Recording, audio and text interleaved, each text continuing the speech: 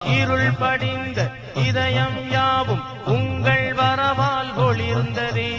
அன்பே அருளே அழகே அமுதே அஹ்மது யா நபி சலாம். இருள் படிந்த இதயம் யாவும் உங்கள் வரவால் ஒளிர்ந்ததே.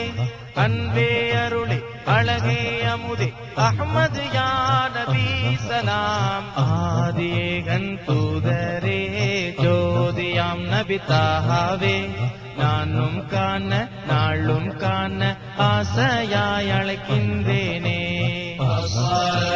வஸ்ஸலாமு அலைக யா ரசூலல்லாஹ், வஸ்ஸலாமு அலைக யா ஹபீபல்லாஹ்.